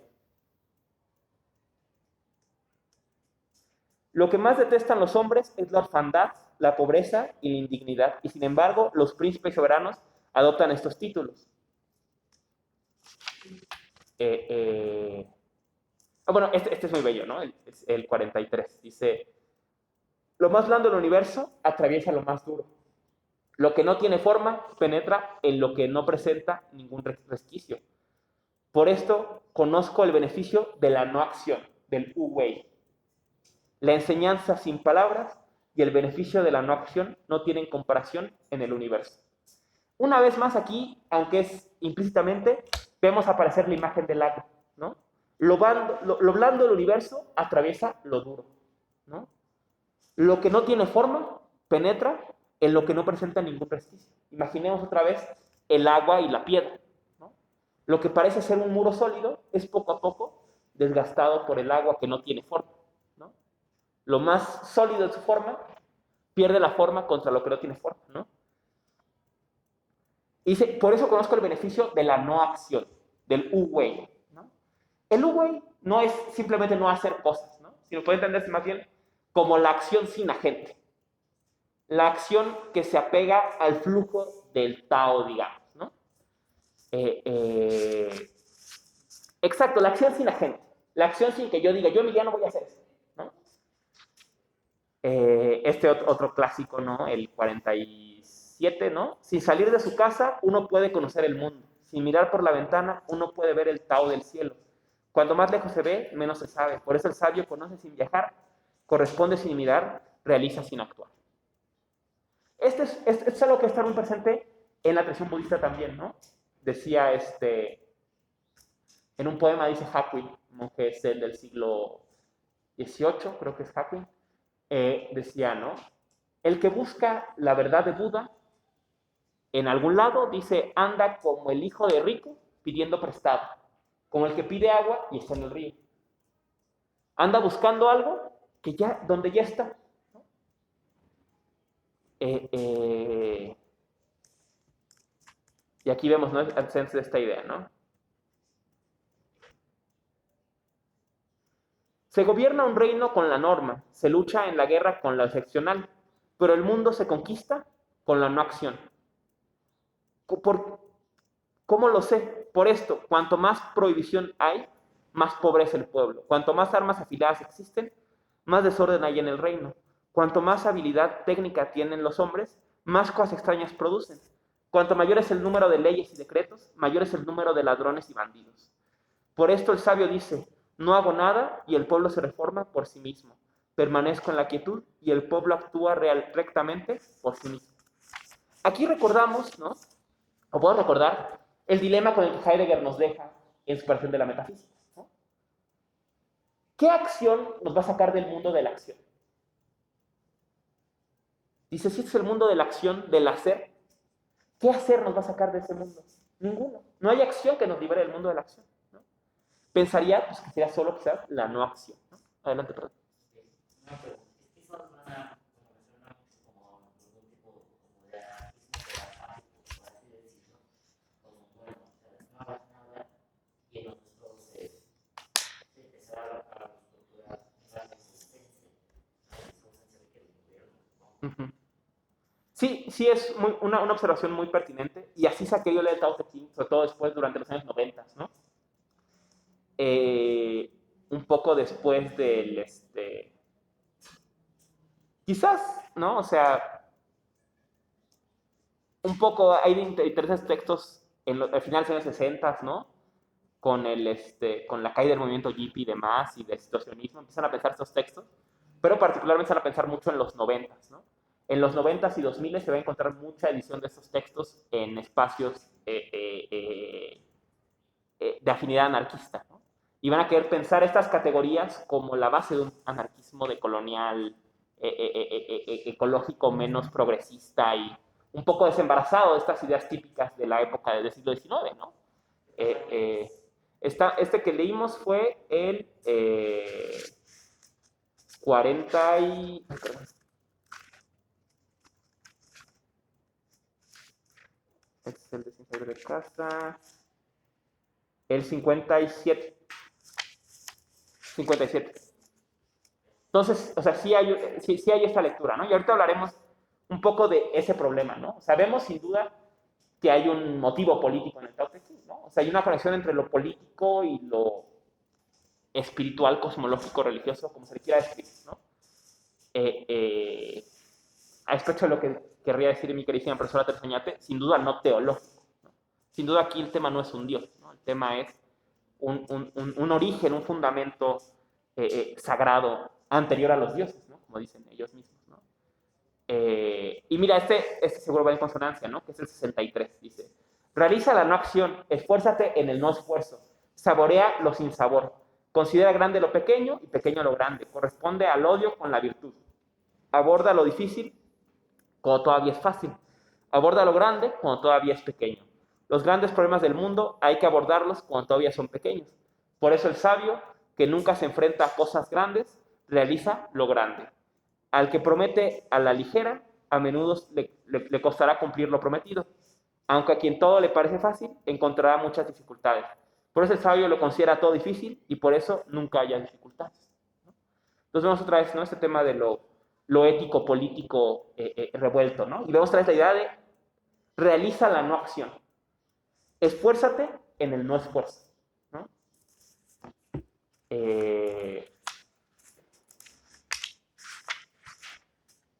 Y a ver, creo que está.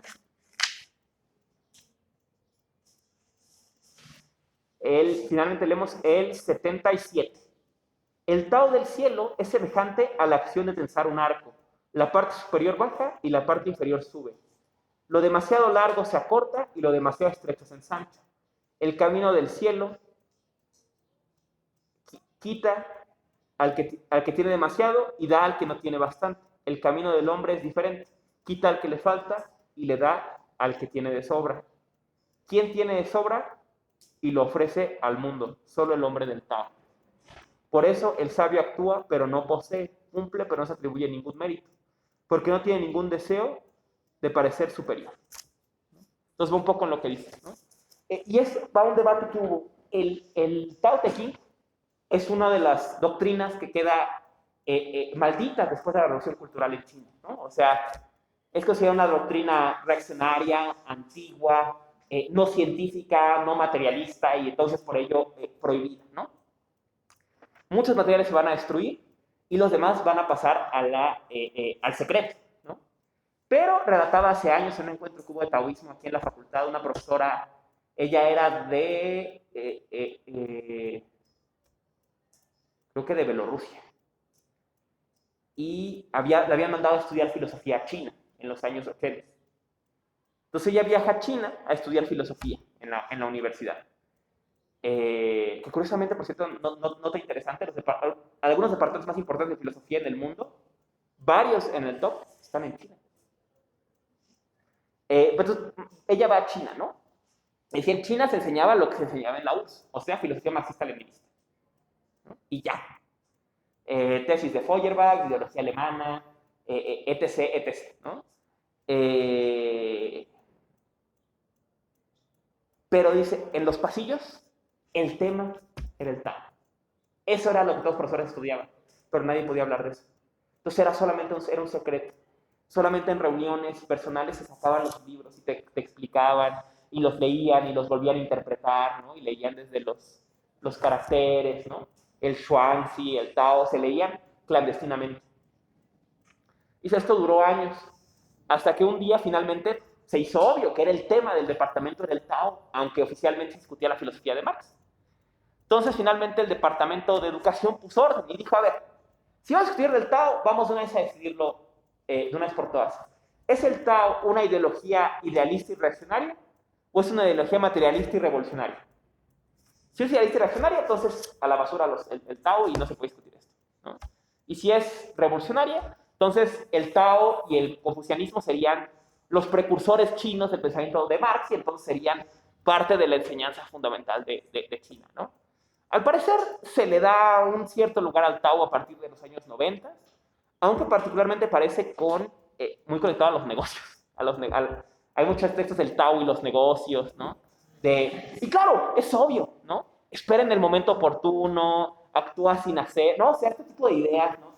Y decía ella, yo he conocido a muchos de esos escritores y son excelentes intérpretes del Tao. Sus interpretaciones son impecables y sus traducciones son impecables. Y se pareciera casi ser fieles al Tao al extremo, ponerlo en esos términos. Como decir, no, el Tao no es para discutirse en la universidad, el Tao es hay que hacer negocios, a ver, mira, aquí va a haber algo que te va a servir, ¿no? Como un regreso a la vida cotidiana también, no sé, ¿no? Dice el Tao y el amor, ¿no? Decía, pareciera que aunque parezca prosaico, es ahí donde hay que discutir el Tao, ¿no? O sea, el Tao en la universidad es como despojarlo de su carácter y afirmación de la mundaneidad, ¿no? Digamos. En fin, eso el Tao Te Ching, ¿no? El Xuanzi, solo para que se hagan una idea, es un texto que va a abordar estos temas, pero más bien desde pequeñas historias, ¿no? Entonces, si les gusta, échenle un ojo al Xuanzi, se lee también con mucha facilidad y es muy divertido, pero este sería más bien conceptual, si vale decirlo así, y el otro con pequeñas parábolas, ¿no? Que hablan de estas verdades, ¿no? La famosa, ¿no? Del arquero que persigue al pájaro, ¿no? Y mientras intenta él, con agencia, lanzar la flecha nunca latina, sino tiene que dejar que el flujo del pájaro lo lleve, ¿no?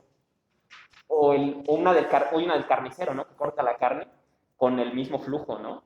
Y es una imagen muy fuerte, porque claro, el oficio de carnicero es un oficio tabú en general, y particularmente en China, ¿no? Un oficio conectado con la sangre, con la muerte, ¿no? Pensar la obra del carnicero como algo bello y algo que expresa el Tao es algo controvertido. La historia del cojo, ¿no? Que está con que estudiaban, practicaban el Tao juntos, pero lo hacía con un príncipe, ¿no? Entonces el príncipe y él iban con el mismo maestro. Y cuando salían de las clases, el príncipe no le quería hablar al cojo, ¿no? Y el cojo decía, oye, pues que no aprendiste nada de la no diferenciación, ¿no? La no diferenciación no se queda, dice, y hablaba un especialista, pues, lo usaba este texto, ¿no? Decía, es como cuando uno va al gimnasio o a yoga o lo que sea, dice, cuando uno llega a una clase de yoga, por ejemplo, te quitas tus tenis, te quitas tu ropa y todo y lo dejas, ¿no? Y con eso dejas tu identidad, ¿no? Yo, no sé, ¿no? O quizás artes marciales o lo que sea que les guste, ¿no? Entonces dejas tu identidad en el locker. Y cuando entras eres probablemente el más pendejo de todos, ¿no? Eres el cinta blanca al que todos mangonean, ¿no? Y de pronto la plática al que acabarse, ¿y tú qué te dedicas? No, pues yo soy jardinero, Y tú, no, pues yo soy profesor de universidad. Y tú, no, pues yo soy lo que sea, ¿no? Pero eso es cuando sales, ¿no? Aquí él es tu maestro y tú lo respetas, porque él es el que te está llevando. Aunque tú fuera seas el más chingón de todos y él sea, esté en otro rol social, ¿no? Y él decía cómo estos juegos enfatizan el carácter no sustancial de estas identidades, ¿no? O sea, ¿cómo puedes dejar tu identidad de ejecutivo en el locker y convertirte en el más pendejo en la cancha de fútbol, ¿no? En la noche, ¿no? Y este juego que es muy bello, ¿no? Les decía, bueno, lo mencionamos alguna vez, ¿no? Este juego aparece en las enseñanzas de Don Juan, ¿no? En las enseñanzas de Don Juan hay un episodio análogo a este, ¿no? Cuenta Castaneda, ¿no? Que Don Juan tenía una práctica en ese sentido, ¿no? Que una vez al año hacía una reservación en el restaurante más caro de la Ciudad de México, ¿no? Entonces él venía y comía en el restaurante de lujo y venía de traje y todo, ¿no? Y que un día va Castaneda a buscar a Don Juan y cuando toma el camión a la terminal del norte, está Don Juan trabajando en el baño, limpiando los baños de terminal del norte, ¿no? Y le dice, ¿pero por qué, maestro? Le dice, yo hago esto para recordarme que no soy ni esto ni aquello. Yo no soy ni el acaudalado que puede comer el restaurante más caro de la Ciudad de México, ni el que solo puede, ni el que se dedica a limpiar los baños de la terminal del norte. O sea, ninguna de estas cosas son mi esencia, digamos, ¿no?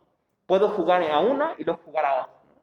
En otro ejemplo de esto, no soy muy especialista en ellos, aunque una vez en una conferencia escuché este ejemplo me gustaba mucho, de Guattari, ¿no? Guattari, después de su conflicto con Lacan, monta un psiquiátrico, ¿no? Se hace de una mansión y en esa mansión monta un psiquiátrico privado para experimentar sus técnicas terapéuticas, ¿no? Y en un momento estas técnicas terapéuticas tienen que ver con un circo, ¿no? Él conoce a un cirquero y lo convence de que lleve el circo al psiquiátrico y que utilicen el circo como un método terapéutico. Y entonces, por ejemplo, ponen a las personas con autismo a hacer de payasos. Y cuando están pintados de payasos, pueden interactuar sin problemas. Y entonces les pregunta Guattari, le dice, ¿pero por qué? Y le dice el paciente, pues porque ahorita no soy yo, ahorita soy el payaso sí puede, ¿no? Por ejemplo, paréntesis, anécdota personal, tengo un conocido que es payaso, ¿no? Es muy buen payaso, la verdad, pero es muy curioso porque es la persona más dura que existe, no tiene nada de gracia como persona, pero se convierte en payaso y se convierte literalmente, ¿no? Y es divertido porque es oírlo hablar de payasadas con rabia, ¿no? Es divertido, ¿no? Me acuerdo porque es motociclista, ¿no? Y le decís que no es posible, y entonces contratar a este güey, y luego se va a hacer malabares, pero nada más con 4 pelotas, y sube el monociclo, pero el monociclo corto y no alto, güey, es que no es posible, la gente ya no le echa ganas a su trabajo. O sea, dice, güey, ¿estás hablando de hacer? No, dice, es que, yo digo, ¿ya estas figuras? Sí, pero nada más con 3 globos. Güey, ¿cómo con 3 globos? No es posible, güey. Mínimo tienes que hacer con 5, güey. Si vas a trabajar, tienes que hacer algo decente, ¿no? Y hablando de los payasos que ya no son serios, ¿no? O sea, cosas así. Y de pronto lo ves sacando su lado de payaso y recordar este caso de Guattari, ¿no? Es que cuando es payaso no es él, ¿no? Es, nunca cómo se llamaba, su nombre pues no recuerdo, ¿no? Pero se convierte en otro, ¿no? Y es muy curioso ver este juego, ¿no? La gente que... Y que es, insisto, ya para regresar de este hiato, ¿no? Es la historia del Shuangzi, ¿no? Entonces el Shuangzi, digamos, va en estas mismas líneas, pero a través de parábolas, ¿no? En fin, en lo último que queda de la clase, quiero llamar la atención sobre algunos pasajes de el texto de Linchi, ¿no? Las enseñanzas del maestro Linchi, ¿no? Es un texto que se hace fundamental de la tradición Chan del budismo, ¿no? El Chan el budismo Dhyana en la India se convierte en el budismo Chan en China, y es el budismo Dhyana de la concentración, del estado mental concentrado, y en Japón se convierte en el budismo Zen, ¿no? Entonces estamos viendo un precursor del budismo Zen, y quizás uno de sus representantes más importantes en Linchi o Rinzai, ¿no? Según la pronunciación, ¿no? Si leyeron el texto, ¿no? Vieron lo que ya decíamos al principio, cómo hay este giro antiintelectual, ¿no? Que reemplaza los grandes discursos por acciones, ¿no? Gritos, golpes, ¿no? Y el deseo de la transmisión directa de la enseñanza. No hay grandes glosas de textos antiguos, no hay referencias a lo que dijo Buda, no hay nada de eso, ¿no? Y la afirmación de la vida cotidiana, ¿no? Veamos algunos pasajes, ¿no? Para ilustrar esta no, espera. Esta cuestión, ¿no?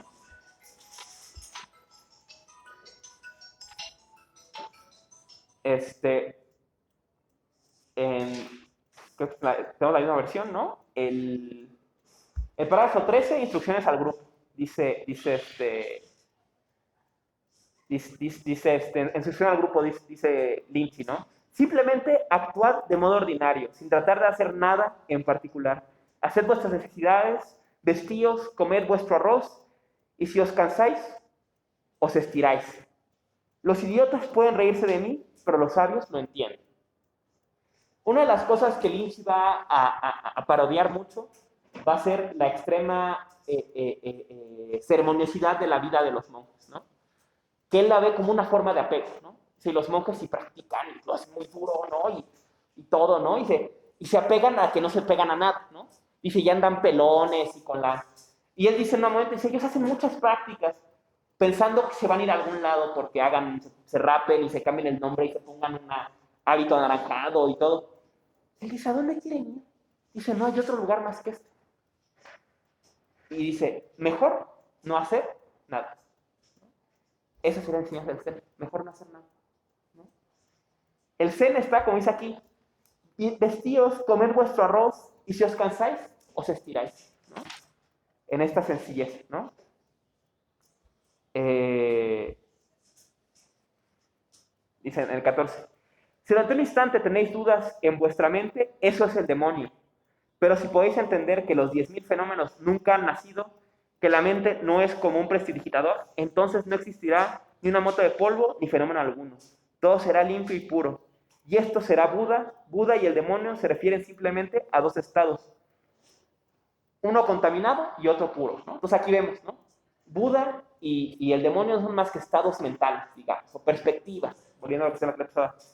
Tal como yo lo veo, no hay Buda, no hay seres vivientes, ni antaño ni ahora. Si lo quieres, ya lo tienes. No es algo que precise de tiempo. No existe práctica religiosa, ni iluminación, ni nada que alcanzar. Nada que os falte. En ningún momento existe otro Dharma que este. Si alguien proclama que hay un Dharma superior a este, yo digo que debe ser un sueño, un fantasma. Esto es todo lo que os tengo que decir. Pensemos la implicación de esta frase frente a unos monjes. No existe Buda, no existe la iluminación. Si la quieres, ahí está. Ya la tienes. No hay nada que alcanzar. Y veríamos, ¿no? Como algo de lo que hablamos la clase pasada, cómo el budismo en China y en Japón va a ser esta transición de este proceso tan complejo de liberación, del sufrimiento y de las eras cósmicas a un simple cambio de perspectiva. ¿Qué es la iluminación? Solo un cambio de perspectiva. Buda es ver las cosas si te das cuenta que los niños fenómenos nunca han nacido, ves las cosas como Buda. Si te pegas a las cosas, las ves como un demonio. Eso es una acción de perspectiva, ¿no? No hay nada que hacer, ¿no? Insisto, ¿no? Es como es esta religiosidad de la inmanencia, ¿no? La liberación, la salvación no está fuera. Es solamente, está en este instante, acontece en tu cambio de perspectiva, ¿no?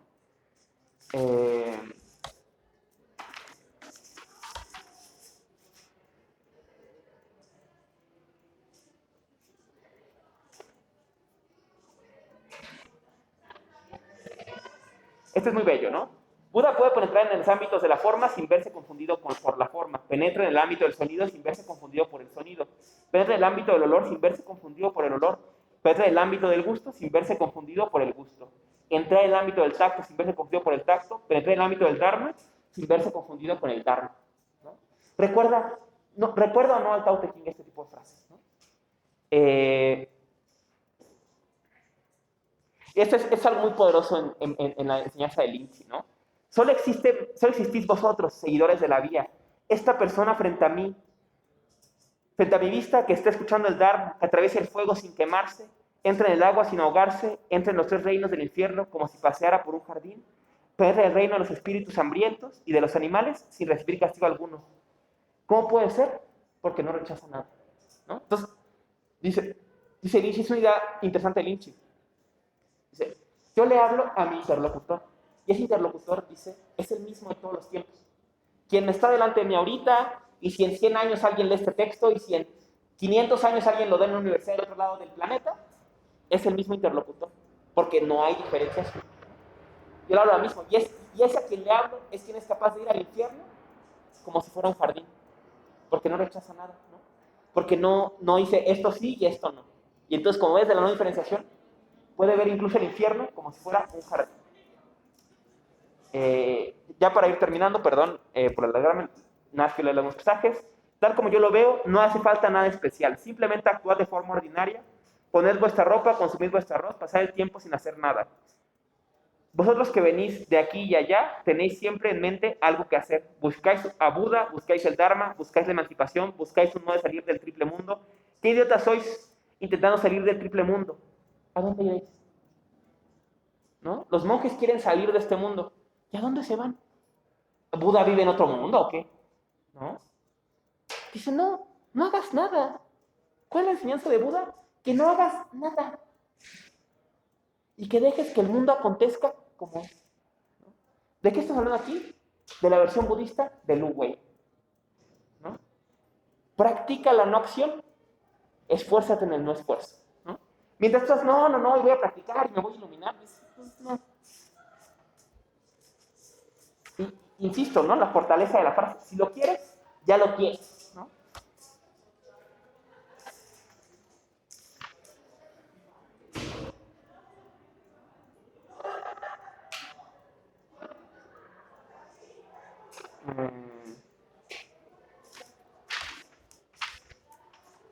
Quiero leerles 2 pasajes más y ya va a tener la clase que hoy.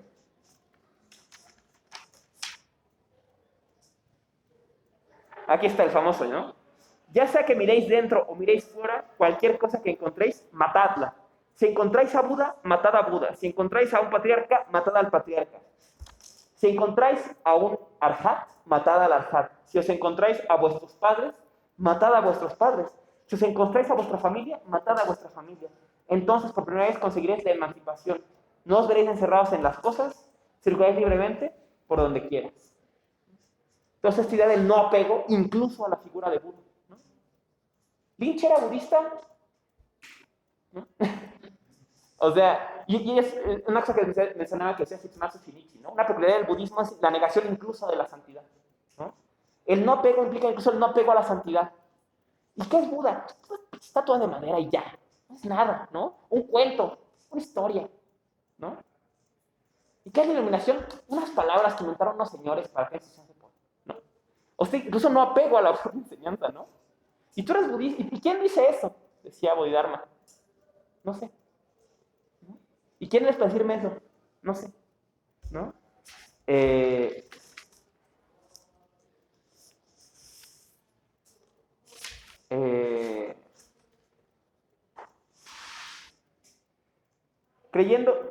Creyentes, vais frenéticamente de un lugar a otro. ¿Qué buscáis? Alargando la planta del pie en peregrinaciones. No hay Buda que encontrar, ni Dharma que conseguir. Seguidores de la vía, el verdadero Buda carece de forma.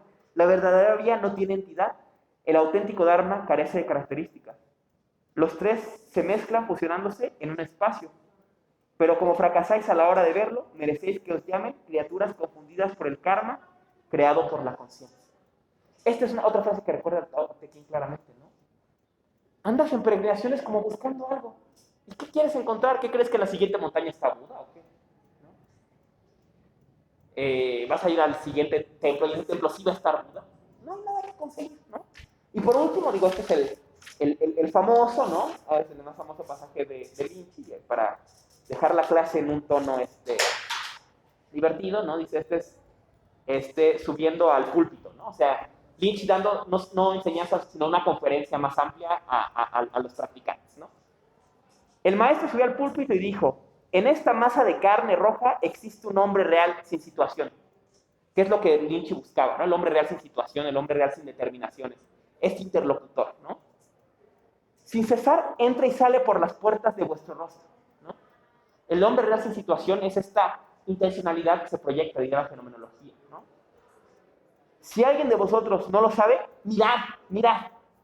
En ese momento, un monje avanzó y preguntó, ¿qué aspecto tiene el hombre real sin situación? El maestro descendió de su asiento, cogió al monje y dijo, ¡habla, habla! El monje estaba a punto de decir algo cuando el maestro lo alejó de un empujón y dijo, el hombre real sin situación, un palo para limpiarse la mierda del culo. El maestro regresó a su alojamiento, ¿no? Este era el tipo de discurso que daba Lynch, ¿no? Imagínense los pobres alumnos, ¿no? Pero, o sea, tenemos este no apego. Este concepto que yo he creado para explicar este no fundamento común a todos los entes, ¿cómo es? No es nada, güey, ¿no? No hay imagen más prosaica que un palo para limpiarse el culo, ¿no? O sea, y va esta idea del no apego, de la no santidad, que va a darle forma al budismo en China, ¿no? En fin, hasta aquí dejamos la clase. Próxima semana, otra vez virtual, creo, ¿no? Seguimos. Vamos a ver filosofía premoderna de Japón, ¿no? Otra vez una visión muy general. Estás hablando de esta filosofía desde el nacimiento de la escritura en Japón, con Kukai, hasta la llegada del contacto con Occidente en el... bueno, hasta la restauración Meiji, hasta la apertura de Japón, más bien. Vamos a ver a Dogen, básicamente, ¿no? Dogen tiene un texto muy importante que se llama el Shobogenzo, que es una compilación. Del Shobogenzo quiero que lean uno que se llama Busho, o la naturaleza de Buda, otro que se llama el Genjo Koan, otro que se llama Uji. Estos tres sermones o enseñanzas quiero que vean de él. Si tienen tiempo, lean otro que se llama La invitación al Zazen, que es el primer texto en que Dogen explica cómo se debe de meditar. Y si quieren ver algo menos desconectado de la tradición occidental, lean La práctica del Zen, de Shinsuru Ueda, que es el primer ensayo en Zen y filosofía. La práctica del Zen. ¿Se acuerdan el texto que vimos con Eckhart, que se llamaba Libertad y lenguaje en el budismo Zen y maestro Eckhart? Es el segundo ensayo del libro Zen y filosofía. El primero se llama La práctica del Zen. Y si leyeron ese ensayo, vieron la parte del buey y el boyero y la fábula del buey y el boyero, que es la última parte de ese ensayo. Esos textos nos pueden dar una idea general de una buena explicación del Zen, ¿no? Entonces, eso, ¿no? O sea, vamos a ver básicamente a Dogen. Voy a intentar hablarles un poco de la historia general del budismo, de la filosofía premoderna en Japón y su conexión fundamental con el budismo. Y ya, ¿no? Insisto, última vez, Dogen, ¿no? Que es el Genjo Koan, el Uji y Busho, ¿no? Estos tres sermones se les podría llamar, ¿no? Si tienen tiempo y quieren leer algo más budista, lean La invitación al Zazen de Dogen también. Es muy breve, es como de 3 páginas. La invitación al Zazen de Dogen, que es donde explica cómo se medita, ¿no? Fue la carta que escribió cuando regresó de China. Y si quieren leer algo más filosófico, digamos, ¿no? Lean el texto de Ueda, ¿no? La práctica del Zen, que viene en Zen y filosofía, ¿no? También es muy breve, ¿no? Todos se leen con cierta facilidad, ¿no? Y bueno, también sé que es mucho, entonces lean lo que pueden, ¿no? O sea, si les gusta más Dogen, lean más de Dogen. Si quieren algo más cercano a filosofía occidental, lean más lo de Ueda. Lo que sea les va a dar una buena idea, ¿no? Y voy a intentar hablar un poquito de todo eso, ¿no? Y ya, entonces hasta aquí la transmisión. Muchas gracias.